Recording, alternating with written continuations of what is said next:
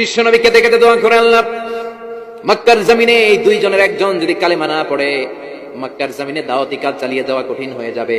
হয় হিশামের বেটা আবু জাহেল কিংবা খাত্তাবের বেটা ওমরকে তুমি ইসলামে ঢুকাও। আল্লাহ ওমরের জন্য দোয়া কবুল করলেন। বিশ্বনবী তখনও বুঝতে পারেন এই দোয়াটা কার জন্য কবুল। হঠাৎ ওমরে ফারুক বিশাল একটা নাঙ্গা তলোয়ার নিয়ে বিশ্বনবীকে হত্যা করার জন্য ছুটে এলো। বিশ্বনবী তখন মক্কার আরকাম ইবনে দারুল আরকামের ঘরে সাফা পাহাড়ের পাদদেশে লুকিয়ে লুকিয়ে দাওয়াতি কাজ করতেন। আশেপাশে সাহাবীরা বসা। বিশ্বনবীর চাচা হামজা ইবনে আব্দুল মুত্তালিব বললেন, নবী তাড়াতাড়ি পালিয়ে যান, ওই যে দেখা যায় ওমরে ফারুক তলোয়ার নিয়ে আপনারে মারতে আসছে। বিশ্বনবী বললেন, চাচা সরে যান, সাহাবীদেরকেও সরে যেতে বলেন, দরজাটা খুলে দেন, ওমরকে আসতে দেন। আমার তো মনে হচ্ছে ওই যে তাহাজ্জুদের নামাজ পড়ে আল্লাহর কাছে কেঁদে কেঁদে আমি দোয়া করেছি, আমার দোয়াটা আজকে কবুল হতে চলেছে। এসে তলোয়ার রেখে দিয়ে আঙ্গুল উঁচু করে বললেন, আশহাদু আল্লা ইলাহা ইল্লাল্লাহ, আশহাদু আন্নাকা মুহাম্মাদুর রাসূলুল্লাহ।